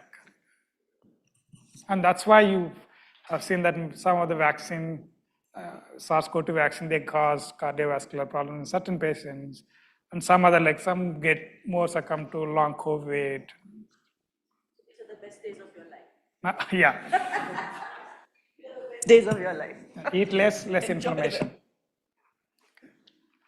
I just want to point out this example of dengue virus because it's a big problem and we don't have a vaccine, proper vaccine for dengue. Dengue has only four variants. It's called A, B, C, D, if I'm correct. I'm not a dengue virologist. There is a big time failure of developing vaccines against dengue. The reason is even Sanofi developed, they even tried trials and everything. They had to drop that vaccine just because instead of it is protecting, it is actually aggravating the disease. Why? Let's say if this particular antibody is elicited against the dengue virus A, okay? It is nicely protecting the virus or it clearing out the system. But if the same patient get infected to dengue virus B, what it is doing is that it is binding to that. Instead of it neutralizing, it is actually taking to the cells called monocytes through a mechanism called antibody-dependent cytotoxicity. Most of the immune cells have receptors that can bind to antibody. So they enter into them, they nicely replicate in them, they start destroying those cells. There will be a heightened or like feed-forward loop of inflammatory responses that leads to the inflammation in those patients which are vaccinated with the different variant of dengue virus. This is the biggest problem now because we don't have a dengue virus vaccine. I mean, it may not be a problem in Western countries, but it's a big problem in tropical countries, including in India, right? Now people are trying to combine, let's say, can you combine A, B, C, D and make a vaccine? I'm already telling it didn't work out if I'm correct, but they're trying to tweak in such a way that they can elicit response.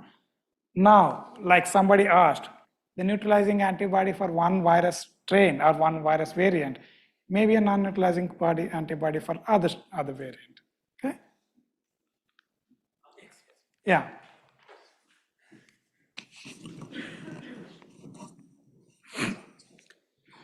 So exactly, the previous speaker, I think your lab is focusing on filoviruses.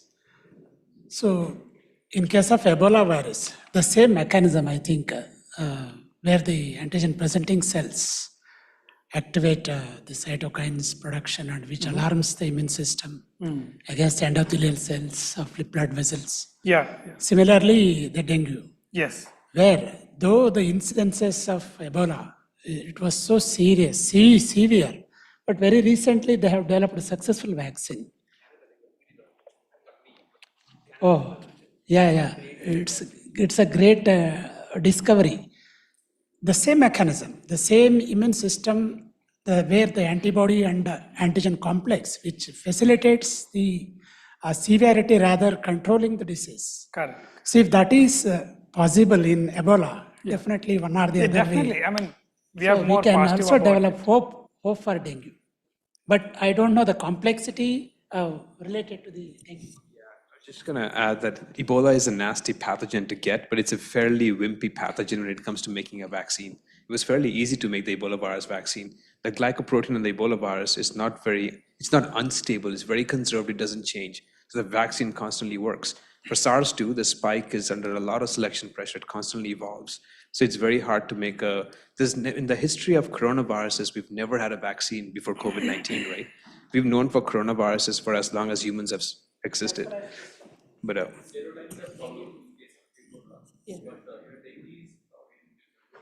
So what about, then in that context, what about KFD? I'm just curious. Is that the issue with the vaccine? These are KFD folks. Yeah, probably The this Casanova question, disease virus? yeah, I mean, it is more focused to you, Arinjay, rather than him. Have you come across any vaccine, probably that is developing some poorly neutralizing antibodies, which is contributing to this antibody-dependent enhancement? Have you come across any such vaccine? So besides, Kesav's given a great example of dengue, so that failed. RSV vaccine is a huge failure story as well. When the first RSV vaccine went into clinical trials, kids died. The children died of the trial because it made them more sick. So RSV vaccine was very quickly pulled off the market. We still don't have a good RSV vaccine. a respiratory syncytial virus. Yeah. That's a So big now there's an problem in RSV. infants, yeah. Yeah, in infants. Now we have a vaccine for adults that's been licensed and FDA approved, but we still don't have a licensed vaccine for infants. So mistakes have happened. Okay. You want to Go say ahead. something? Yeah.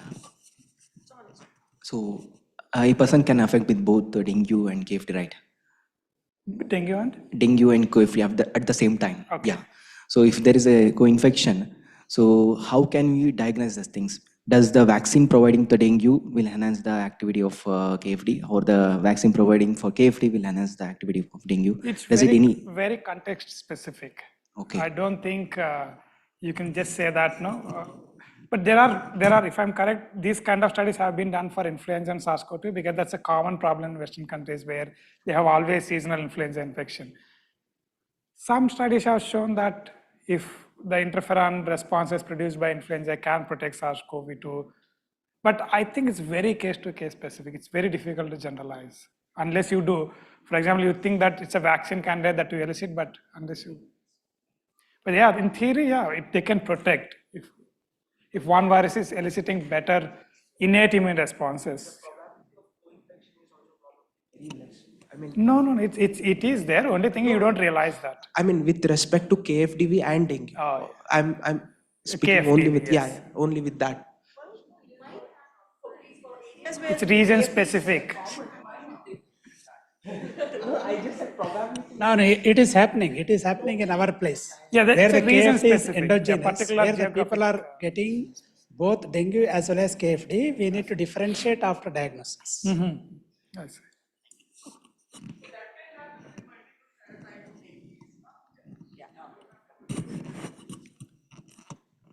Okay. Yeah, go on. So the question is similar to what he asked. So what if the scenario individual is having a bacterial disease and the viral, like both the bacteria and viral infection? If that's the scenario, how immune response will be? And there are many cases like that, but I don't know how do I define. I don't say that you would get protected because of virus or you would get protected by bacteria. I have seen more worse situations than the protection, what I have heard.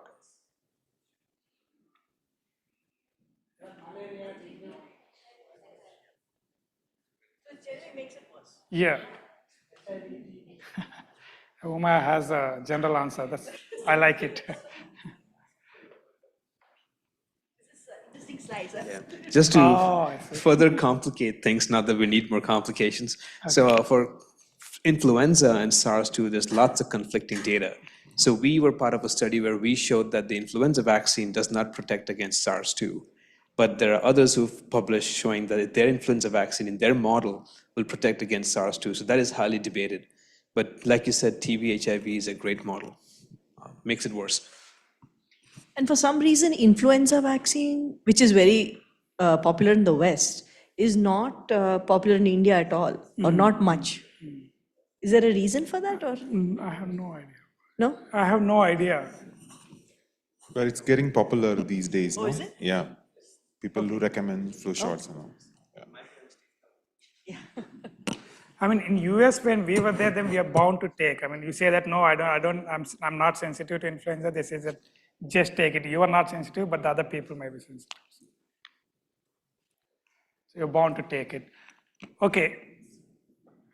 Next 10 minutes, I'll try to show what we do at IIC so that you guys understand. But it's more like, I'm not showing any data, just like more cartoons where you can just see that. I'd like to show this particular image from a paper, you can refer to it, where it nicely represents the number of zoonotic viruses that each host can harbor and the viral richness in them, because that will indicate that what kind of non-human mammals or whatever other animals can be a good reservoir host. If you look at this particular area, it indicates the proportion of zoonotic hosts, and this particular one, virus richness. Okay? The proportion of zoonotic viruses are nothing but the viruses that can jump to humans and cause the disease, and the total virus richness. You can see that primates like monkeys, rodents like mice or whatever, rats, and then after that, Chiroptera, nothing but bats. they have more number of genotypic viruses than the others. Maybe it's just because of the data constraint as well, where they haven't sampled other hosts, but at least looking at this figure. And their viral richness is also a bit of a higher. I don't know if there is a correlation. The correlation could be that they have more viruses and more chance of having more genetic viruses. But I would like to show that especially the primates, rodents, and Chiroptera or bats are something, they harbor a lot of zoonotic viruses.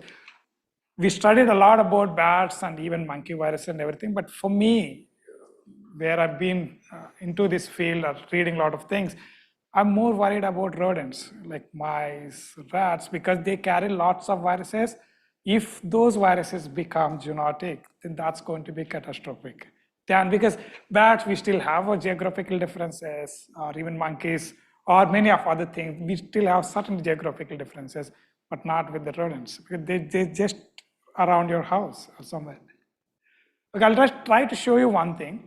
It's not only that you have the reservoir hosts.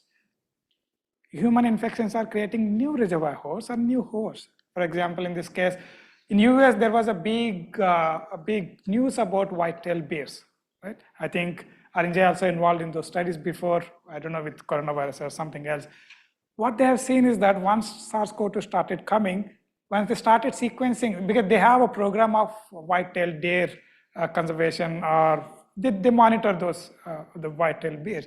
But they figured out that once the SARS-CoV-2 has come, suddenly they started seeing more coronaviruses in them. Now even these white-tailed bears have Delta strains in them circulating among them. But the problem is they're not that sick like humans. So that means they have this virus, they've been propagating the virus, any new variant can come up anytime. Okay. So we are interested in bats, but more than me, Arinjay is interested, but we are just like part of it, we are interested in it. We try to understand why bats are the right reservoirs for the viruses. You know, what makes them so special about it? There are already very well established studies to show them that, see, they got very good interferon responses. They have very mild inflammatory responses, which are suitable environment for the virus to host in them. Okay, that's what Arinjay showed. I think I'll not show anything about it because Arinjay is going to talk a lot about bat interference. He himself has published multiple papers on bat interferon mechanisms. Okay, and there is another mechanism. If you remember pyroptosis or necrosis, which I explained, it's been shown that pyroptosis or inflammasome-mediated mechanism has been mitigated in bats. They don't elicit more of that response, so that they don't elicit aggravated inflammatory responses. That means even if you have viruses, unlike humans, they may not elicit that kind of inflammatory responses. Okay. Okay, so we are also interested in similar aspects. Basically, we want to look at both reservoir hosts as well as the human mice in this case. How do they respond differently with particularly with respect to the inflammatory responses? One particular pathway that we study is called inflammasome pathway, which comes with the pyroptosis that I was mentioning. When inflammasome gets activated, that activates a pore-forming protein called gastermin, and that tend to cause this inflammatory cytokine mediators and cell death. Okay? I'm only showing in SARS-CoV-2, but it's associated with multiple viral infection that this COVID-19 severity is directly associated to inflammation activation, nothing but release of IL-1 beta, IL-1 alpha, and tissue damage because of lytic cell death. Okay. We have published a small paper on that some time back where we have seen that bats have got mutations in many of this inflammasome machinery, but these mutations may have a function or may not have a function. But we hypothesize that the mutations in the bat inflammasome components or pyroptosis components, they might have certain role in mitigating the aggravated inflammation that we see in humans. Okay?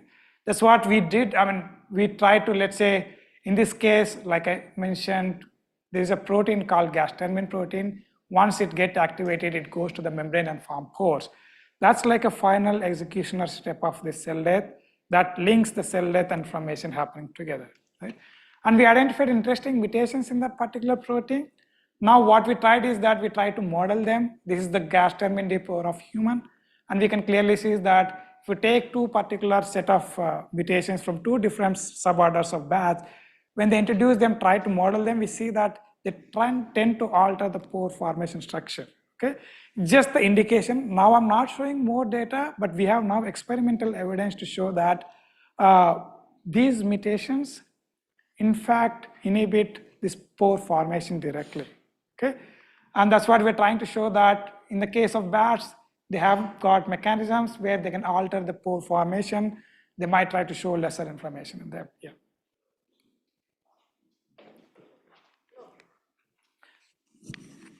Keshav, have you extensively looked at the bat genome and see if there are other Gasdermin orthologs Yes, they do have. that exists? Yeah, they do have. And are they functional? Have you expressed them? No, not yet. That's our plan, actually. So just, are these mutations missense or loss of function or? Loss of function. I won't say like complete loss of function. For example, when we introduce bat mutations into human Gasdermin, they reduce cell death, but not completely. Okay. But I'm saying the mutations themselves, bioinformatically, they are missense. Okay. And this entire work, we have a collaboration with Arinjay, because most of our bat work we are doing with him, because my students go there and work on them. And not only that, we are very interested in understanding variants of concern. You keep getting the new variants. But if you look at one example of SARS-CoV-2, compared to Delta variant, not all the variants were highly pathogenic. You could simply say that, no, we got vaccinated, and that's why maybe after Delta variant, whatever the variants have come, we became resistant. It's not that. And people have been tested each variant in animal models and have seen that Delta variant has much more higher pathogenic potency than that. Why? Okay? That's what we try to understand. For example, in this case, if you take SARS-CoV-2, most of the variants, they get, you get this kind of infection rate, but the fatality rate is less. But in case of Delta variant, you see both of them are high. Okay?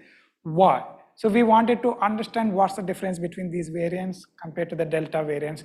Can we pinpoint particular pathogenic traits that can differentiate between them? Because that information will help us to understand, to predict the pathogenic potential of any new variants or any new viruses that exist in the reservoir hosts, or the new variants that they come up. Okay? I'm not going into the detail, but this is what we are trying to do in our lab. Okay. So this whole point goes to, can we predict the pathogenic potential of variants? I think this is a very important thing, because see, why do you want to keep on waiting for variants to happen, right? What if we can predict it, so that you know that, okay, this is coming, what to do now.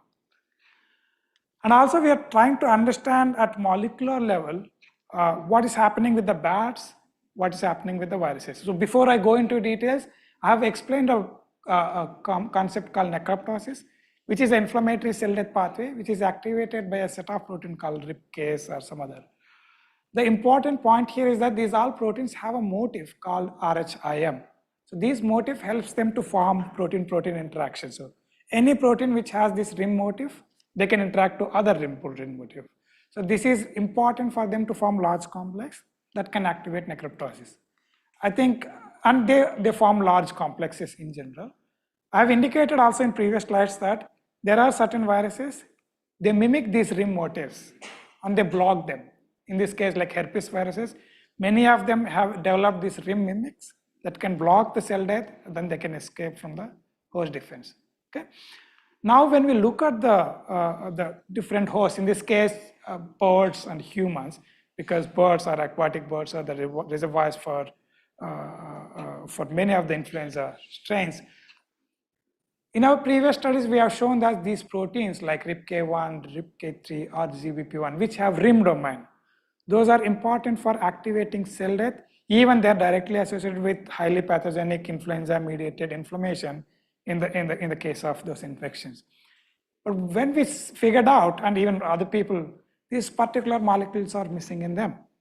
Can we say that these molecules are not there in birds, that's why they could be able to tolerate these viruses? We don't know. That's what we're trying to now to see that. See, now you've got whole machinery in humans which can elicit inflammatory cell death pathways and inflammation. And these molecules are missing in birds. Do you think this could be one of the mechanisms that they're helping them to tolerate? Or can we target this pathway if it is true? And that's true in the case of birds, but look at bats. Bats still have all the molecules intact like humans, right? That means they're activating these cell death pathways like humans, but why are they not causing this inflammation or kind of respiratory epithelial damage, right? I'll not go deep into the details, but we have a story that in the communication where we have seen is that in the bats, these coronaviruses, since they have been exposed to these rim proteins all the time, through the course of time, they evolved to have rim mimics like DNA viruses. But in this case, unlike the DNA viruses, they're not inhibiting cell death. They're promoting cell death. We don't know why, but we have seen that SARS-CoV-2, one of the SARS-CoV-2 protein sp13, they got this rim mimics. They in fact promote cell death, especially inflammatory form of cell death in humans. But in bats also they promote cell death, but they promote non-inflammatory form of cell death, apoptosis. So there is a critical host-specific responses for the same kind of viruses. Okay. Now we want to use this information. For example, we have found that these particular motifs are there in the SARS-CoV-2. When we figured out that these motifs were only conserved in the pathogenic viruses, but not the other human coronaviruses that cause mild symptoms. Can we start having this kind of molecular cues so that now you can formulate a set of molecular cues, say that now you take all the bat viruses or pangolin viruses or any other rodent coronaviruses and look at these molecular patterns and say that if they have conserved molecular patterns like what we have identified, we can say that they can become pathogenic once they come to humans, but not all of them. And we are also working actively on the current influenza outbreak going on, H5N1. It's called avian influenza. You might have seen in newspapers that now it's spread all over the world. And you have seen that in US, it's a big problem that it infected cows, and it's actually causing a big problem for economy. Okay? The trick part with H5N1 is generally it hasn't become human-to-human transmission like regular influenza viruses, because this H5N1 typically cause lower respiratory tract infections than the upper respiratory tract infection. So even if you get H5N1, there is a chance that it get cleared at upper respiratory tract infection. But if it goes to the lower respiratory infection, its pathogenicity is very high. It can vary from 40 to 62% somewhere. So that means they can become highly pathogenic. Now people are worried that since it is now there spread over to a lot of mammals, what if it has acquired the ability to infect at upper respiratory tract infection itself, right? Then that will become that, now it will become human-to-human transmission. Right now, the only current method of stopping the bird flu is that wherever they identify the bird flu or the poultry outbreak, they simply cull or kill them or kill all those birds and then contain them. But the problem now here is that the recent H5N1 infection that has come, it has spread to a lot of mammals already. So you can't kill them. How many of them you can kill them, right? That's the biggest problem now, that it's there all over the thing. And also one point I want to indicate that there are multiple forms of avian influenza like H5N1, N2, N6, and all of them. At initial times, this H5N1 dominated. Later, this became endemic in birds, and then other strains started coming. People thought that these other strains will become pathogenic.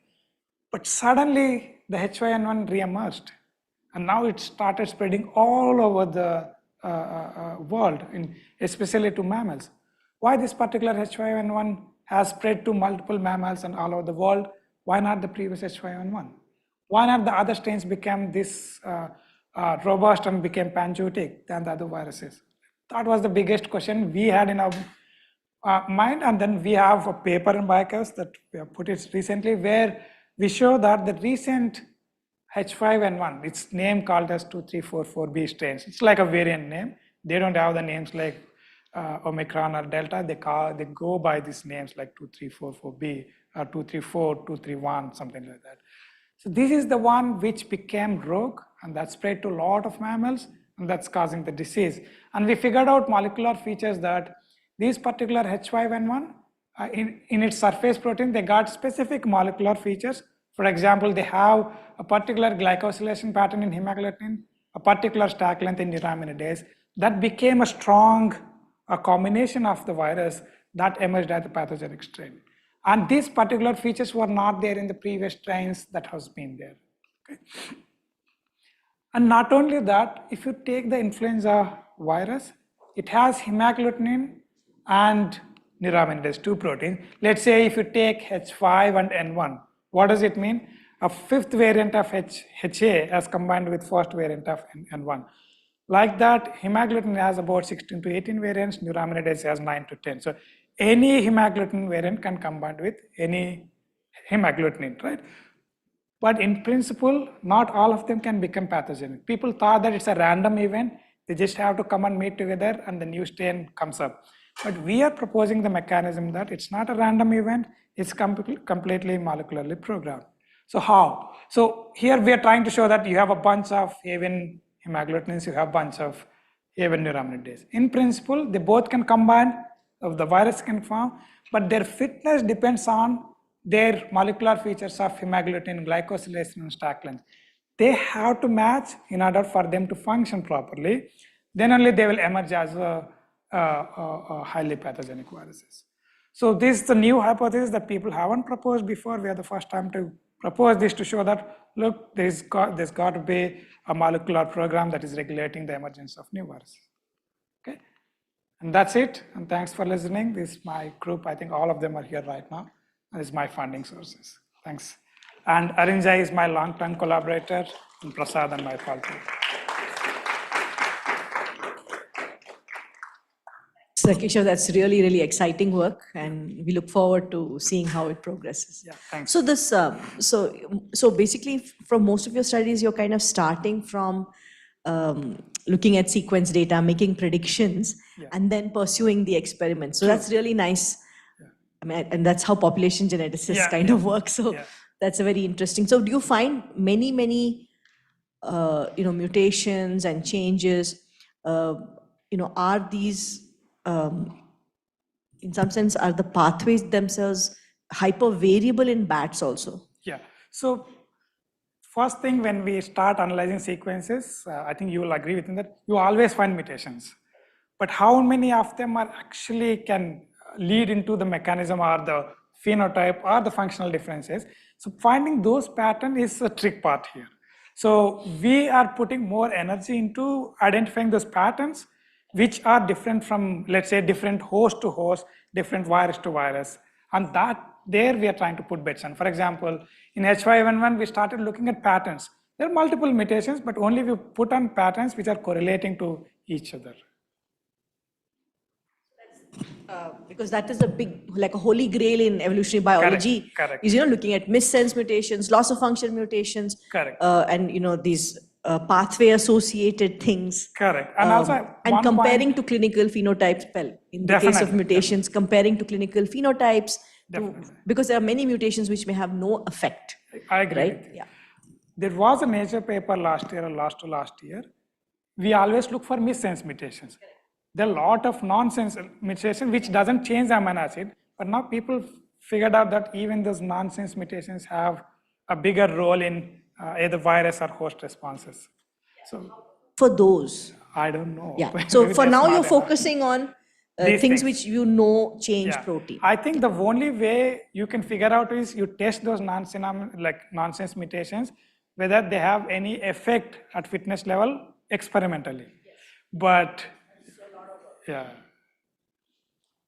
There's and some folks are doing that, Uma, like looking at nonsense mutations. For example, in coronaviruses, there could be nonsense mutations that impact how the N protein or the nucleocapsid protein interacts with the viral genome. And that has direct implications for virus replication as well. But you're right, it has to be validated experimentally. Yeah. Because there are so many mutations. Yeah. It's very difficult to know what they do. So something that my modeling friends, computer modeling friends would tell me always is all models are wrong, but some are useful. Yeah, I had a question. Yeah. So you looked at, like Uma asked, you looked at a bunch of different pathways in bats, and somehow it's the inflammatory response at the last level where they're showing most of the changes, right? Like mutations. Yeah. So we looked at different pathways in the inflammation and cell death itself. Yeah. So there could be other pathways as well, which we didn't pursue. For example, RNJ pursue a lot with interferon response differences. But we were looking at only a niche what we are interested in. But what's important is here is that why did we look at inflammatory pathways or cell death pathways? Because we know that they're directly related to the pathogenesis in humans. So we wanted to first look at that particular area. But in general, it's better to look at unbiased way where we can. And also, so would you expect similar responses, like similar like mutations, even for say primates and rodents, who are also clearly very good reservoirs of viruses? Yeah, possible, definitely possible. But that's why they have these viruses, and then they're okay with most of the time.